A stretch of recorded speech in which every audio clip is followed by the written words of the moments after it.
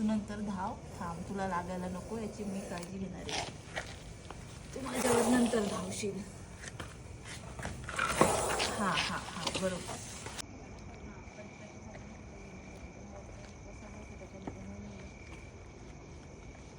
पलीकडच्या साईडला इथून हात घेतला का? हां, पलीकडे हां, तिथून पलीकडे पाऊस वगैरे गुंडाळलेला ना. हां, इथे कोपऱ्यात घुसला ना. हां, तिथे खालच्या साईडला. मोठा आहे का छोटा आहे साप? हां, ते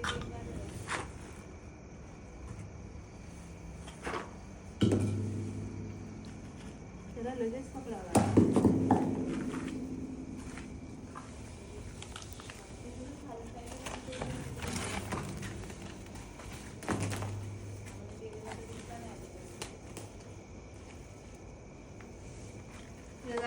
बरोबर ना.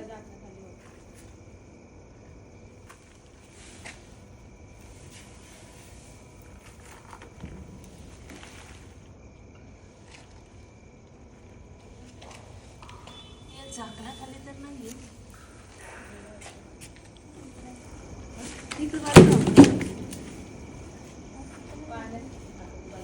केवढा होता साप? एवढा असेल. ही फळी ही वाली ना, ही वाली काढते ना आता.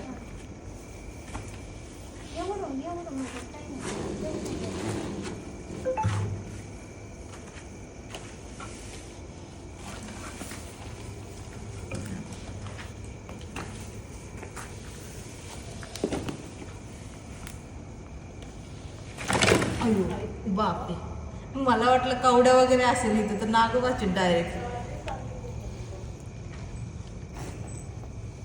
अरे देवा.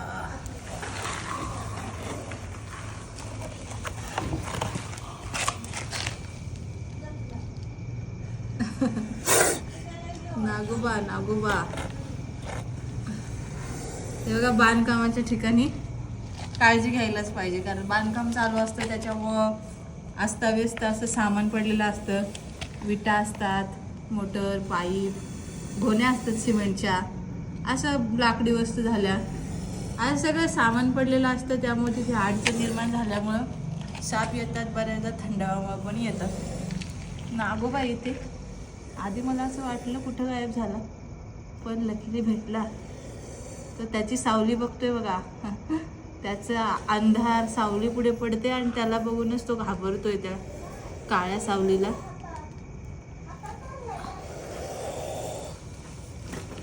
हो हो हो, तू नंतर धाव, थांब, तुला लागायला नको याची मी काळजी घेणार आहे. तू माझ्यावर नंतर धावशील. हां हां हां, बरोबर, तुझंच खरे.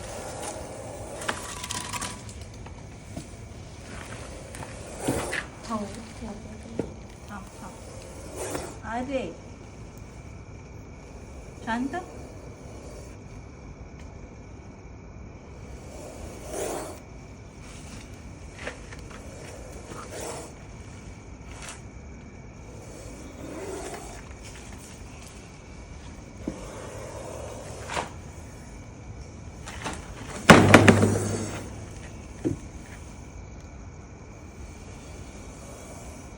भयंकर रागिष्ट स्वभावाचा.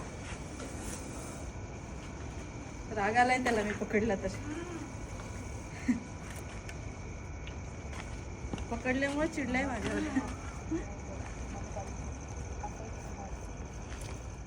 हा, मी येत होतो खाली पायऱ्यांनी, तो चालला होता रस्त्याने, म्हणजे तिथेच पायऱ्यावर दिसला. म्हणजे पायऱ्या इथं खाली सिमेंटच्या पोत्यापाशी तो चालला होता.